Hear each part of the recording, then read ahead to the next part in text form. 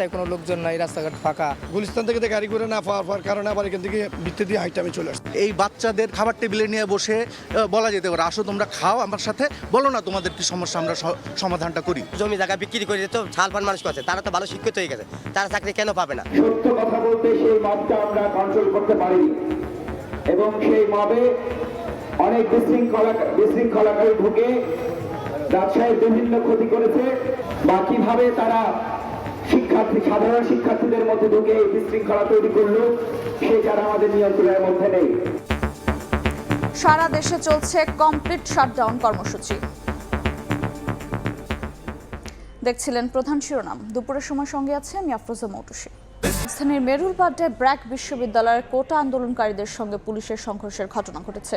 সকালে আন্দোলনকারীরা সড়কে অবস্থান নিলে তাদের ছত্রভঙ্গ করতে টিয়ার শেল নিক্ষেপ করে পুলিশ। দফায় দফায় ধাওয়া পাল্টা ধাওয়ায় পুরো এলাকা জুড়ে উত্তেজনা বিরাজ করছে। গুলশান বাড্ডা লিংক রোড থেকে আরো জানাচ্ছেন রাশেদ লিমন। এই মুহূর্তে প্রগতি সরণি পুরোটা এবং গুলশান যে লিংক রোডটা রয়েছে সেটা কিন্তু পুরোটাই বলা যায় যে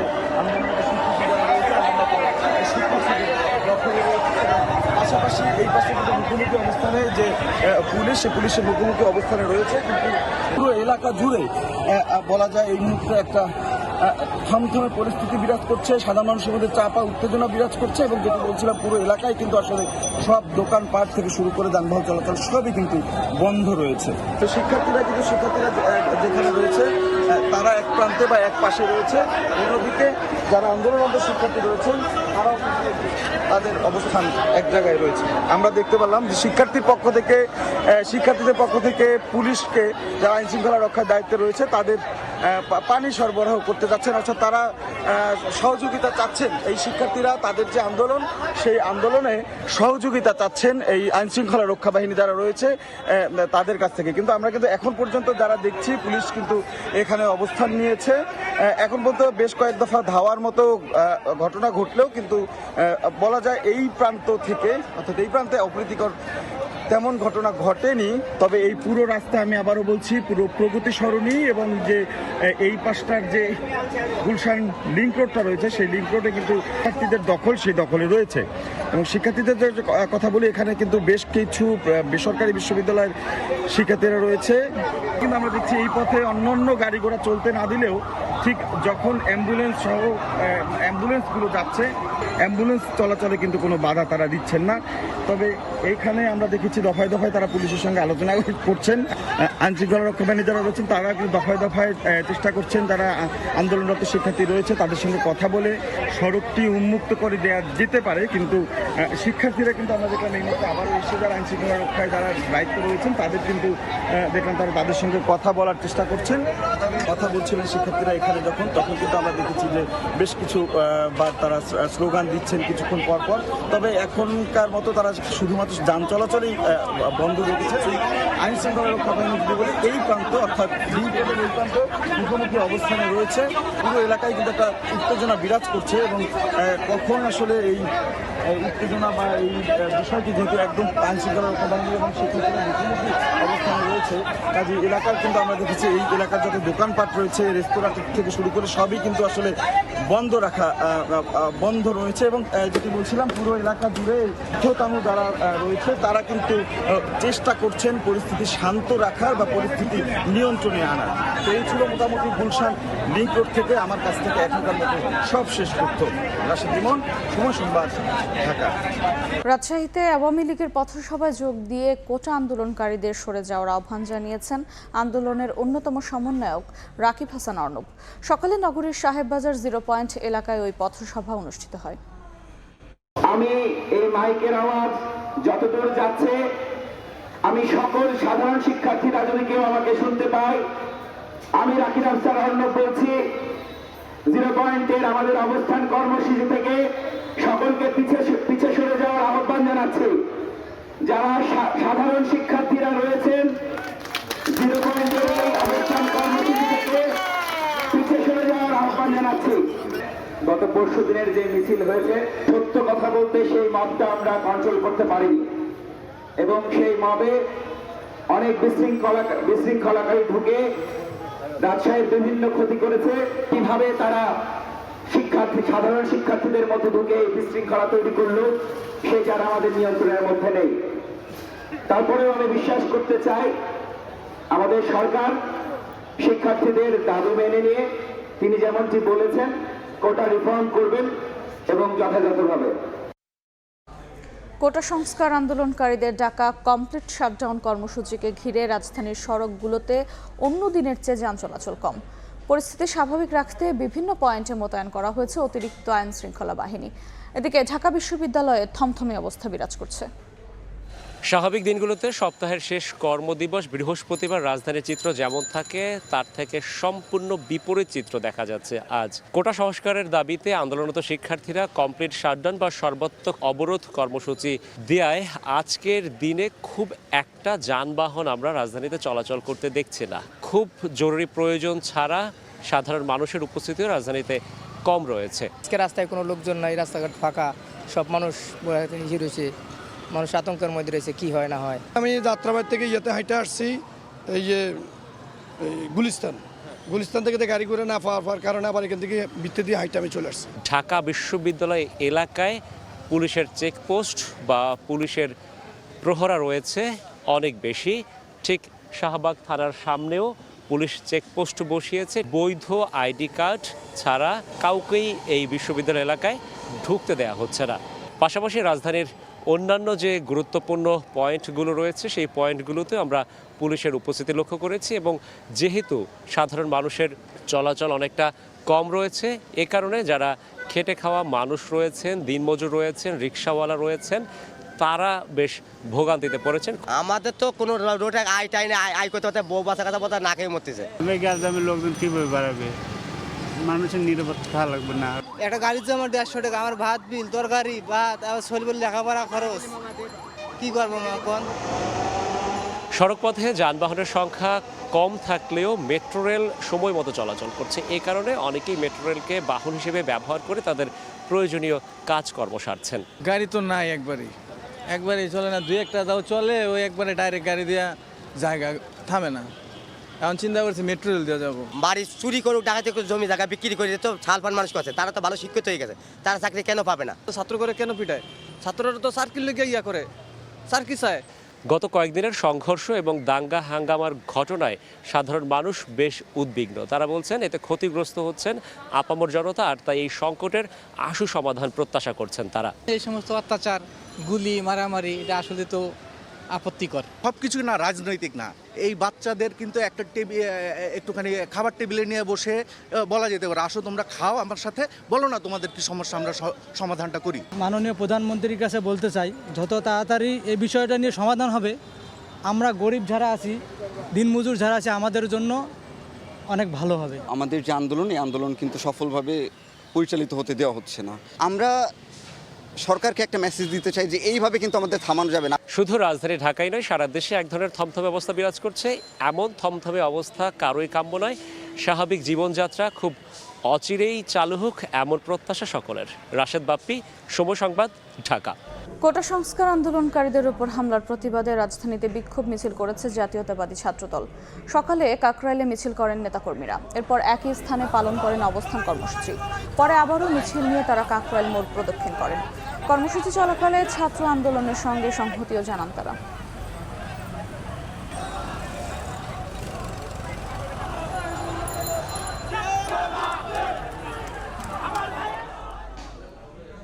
আওয়ামী লীগের সাধারণ সম্পাদক ওবায়দুল কাদের বলেছেন, সাধারণ শিক্ষার্থীদের সঙ্গে মিশে বিএনপিকে নৈরাজ্য করতে নির্দেশ দিয়েছেন তারেক রহমান।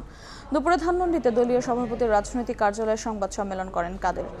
কোটা আন্দোলন এখন আর সাধারণ শিক্ষার্থীদের নিয়ন্ত্রণে নেই দাবি করে তিনি বলেন, বিএনপি জামায়াত নৈরাজ্য সৃষ্টি করে সরকার হটানোর দুরভিসন্ধি করছে। সারা দেশে বিএনপি জামাতের প্রশিক্ষিত ক্যাডাররাই ব্যাপক সন্ত্রাস তাণ্ডব চালাচ্ছে।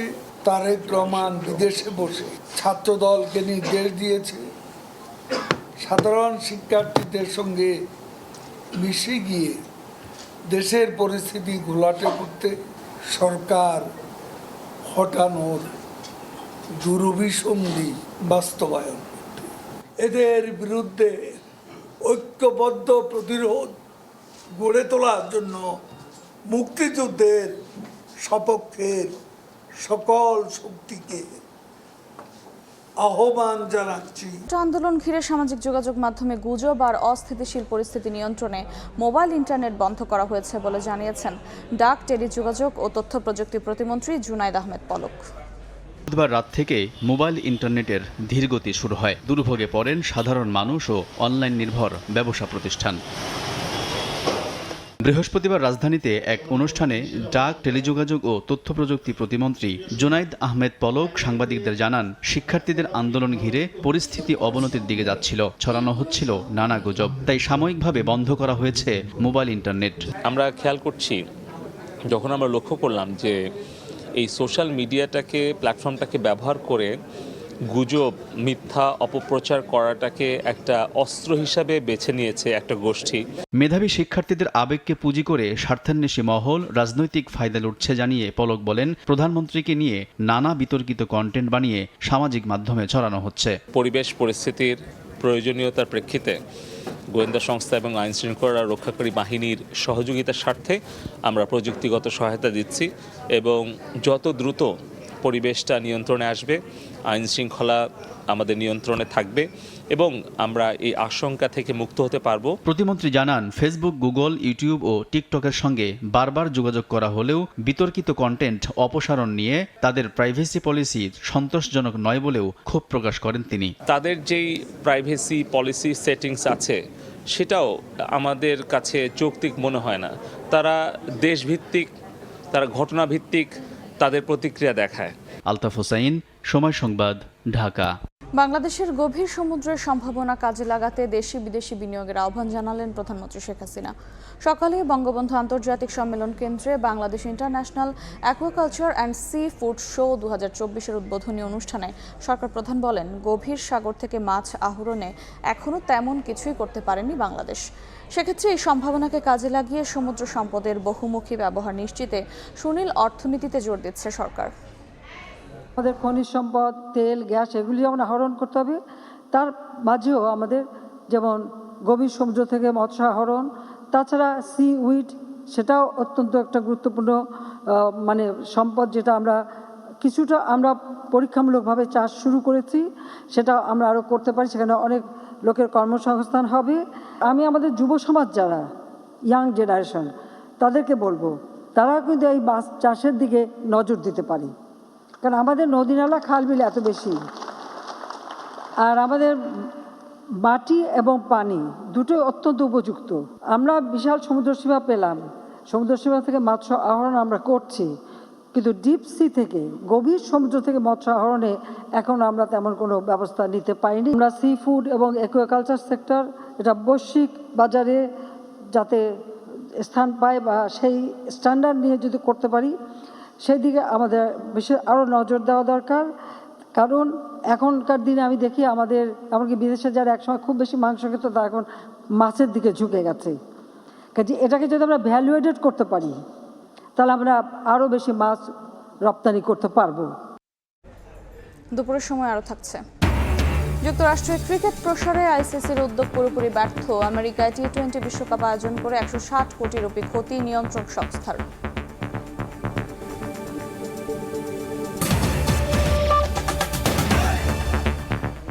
বেনজিরের দুর্নীতির খতিয়ান উচ্চ আদালতে দাখিল করতে যাচ্ছে দুদক। আগামী সপ্তাহের যে কোনো দিন হাইকোর্টের একটি বেঞ্চে অগ্রগতি প্রতিবেদন দাখিল করা হবে বলে জানিয়েছে দুদক আইনজীবী। অগ্রগতি প্রতিবেদনে উঠে এসেছে বেনজির, তার স্ত্রী ও মেয়ের অপরাধ লব্ধ সম্পত্তির নানা চিত্র। লাপাত্তা সাবেক পুলিশ মহাপরিদর্শক বেনজির আহমেদের দুর্নীতির খতিয়ান দুদক আইনজীবীর হাতে। তিনি প্রস্তুতি নিচ্ছেন অনুসন্ধানের অগ্রগতি প্রতিবেদন উচ্চ আদালতে জমা দেওয়ার। মূল প্রতিবেদন সহ প্রায় 75 পৃষ্ঠার রিপোর্টে উঠে এসেছে বেনজির, তার স্ত্রী মেয়ের অপরাধ লব্ধ সম্পত্তির নানা চিত্র। বেনজিরের দুর্নীতির অভিযোগ অনুসন্ধানে গত 22 এপ্রিল কমিটি গঠন করে দুদক। পরিস্থিতি আঁচ করতে পেরে 23 এপ্রিল থেকে টাকা সরাতে থাকেন সাবেক আইজিপি। 30 এপ্রিল পর্যন্ত কয়েকটি অ্যাকাউন্ট থেকে প্রায় 13 কোটি টাকা তোলেন বেনজির, তার স্ত্রী জিশান মির্জা ও মেয়ে ফারহিন রিশতা। সংস্থাটির আইনজীবী বলছেন, অনুসন্ধান শুরুর পর বেনজিরের টাকা সরিয়ে নেওয়া এবং টাকা তোলার তৎপরতায় প্রমাণ করে অপরাধপ্রবণ মানসিকতা। একজন আসামির মডাস অপারেন্ডি দেখে যেটা আমরা বুঝতে পারছি, ওনাকে যদি এখন আসামি বলা ঠিক হবে না, অভিযোগ সংশ্লিষ্ট ব্যক্তির যে মডাস অপারেন্ডি, একটা ফৌজদারি মামলা আমরা বলি যে অ্যাকিউজডের মডাস অপারেন্ডি, এই মডাস অপারেন্ডি দেখে বোঝা যায় এগুলি সবগুলো সাসপিশিয়াস ট্রানজাকশন। টাকার গতিপথ নির্ণয়ের কাজ চলছে। টাকা যদি দেশের বাইরেও চলে যায় সেটা আনা যাবে, একটু সময় সাপেক্ষ। 3 দফায় সাবেক আইজিপির প্রায় 700 বিঘা জমি ক্রয় করা হয়েছে। জব্দ রয়েছে 12টি ফ্ল্যাট, 33টি ব্যাংক হিসেব সহ বিপুল পরিমাণ স্থাবর অস্থাবর সম্পত্তি। দেশে বিদেশে নামে বেনামে আরও সম্পত্তি থাকতে পারে বলে ধারণা দুদকের। খুরশিদ আলম খান বলছেন, মামলার সিদ্ধান্ত খুব শীঘ্রই আসবে। এই 70-75 পাতা যে আমরা প্রতিবেদনটা দাখিল করব, যেদিনই লিস্ট আসে সেদিনে আমরা দাখিল করব। আমার কাছে মনে হচ্ছে প্রায় আপনার অনুসন্ধান কাজ শেষ পর্যায়ে, যে কোনো পর্যায়ে এটা কমিশনে দাখিল হবে। কমিশনে দাখিল হলেই কমিশন সিদ্ধান্ত দিবে এটা তারা কি করবে। গত 2 জুলাই বেনজির ও তার পরিবারকে সম্পত্তির হিসেব দিতে নোটিশ জারি করে দুদক। সময় দেওয়া হয়েছে 21 কার্যদিবস। বেঁধে দেয়া এই সময় শেষ হবে এই মাসের শেষ সপ্তাহে। আফজাল হোসেন, সময় সংবাদ, ঢাকা।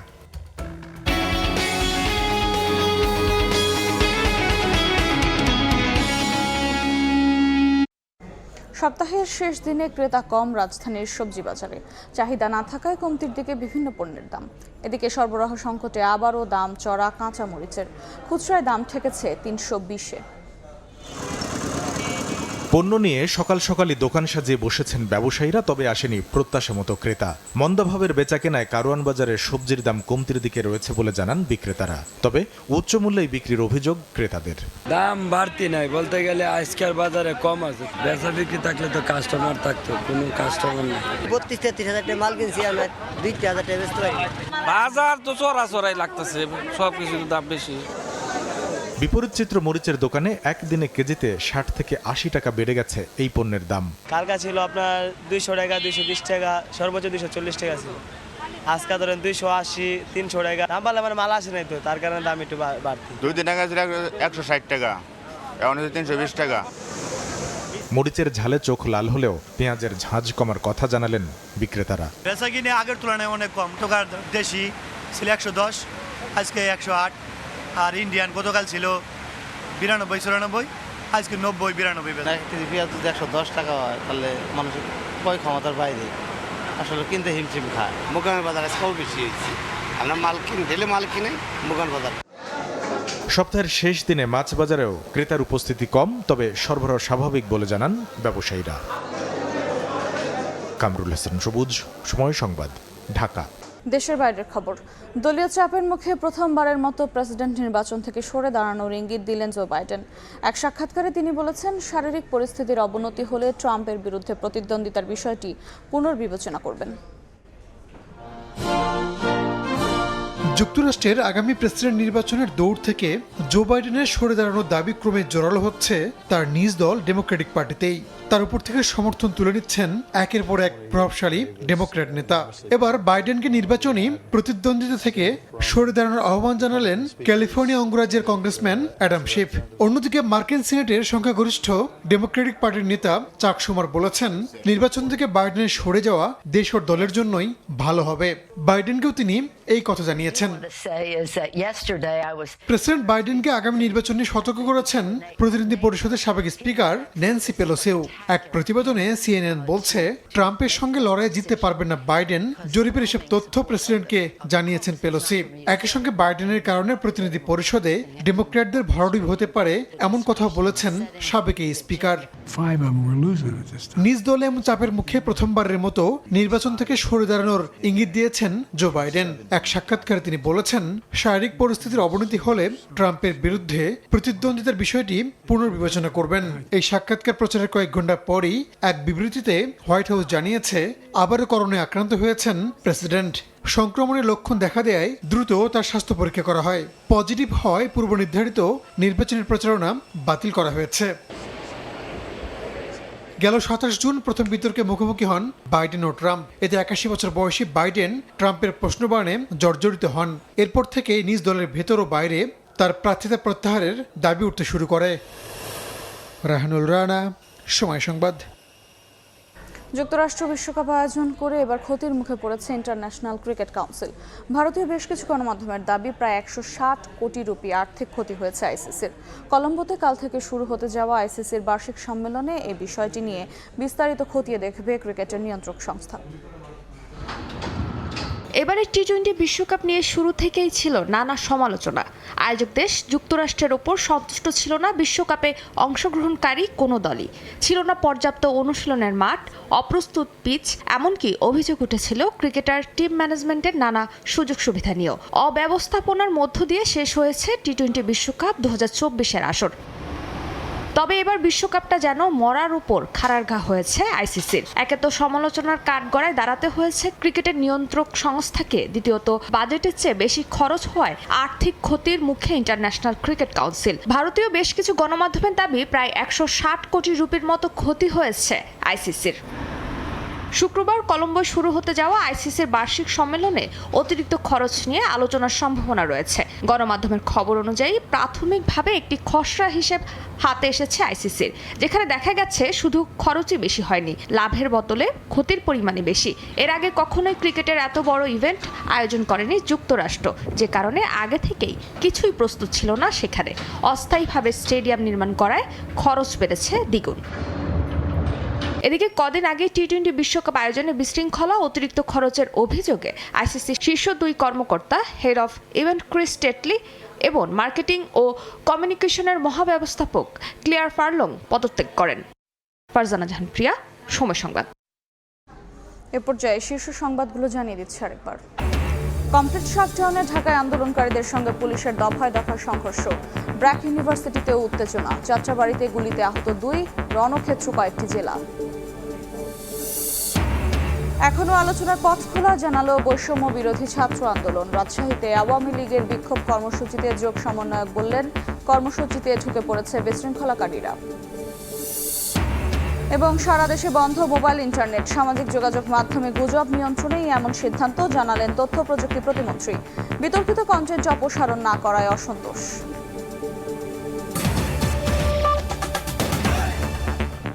এই ছিল দুপুরের সময়। এরপর বিভাগীয় সময় সঙ্গে থাকবেন সোয়া খন্দকার। ধন্যবাদ মৌটুসী। বিভাগীয় সময় নিয়ে ফিরছি কিছুক্ষণ পর, সঙ্গেই থাকুন সময়ের।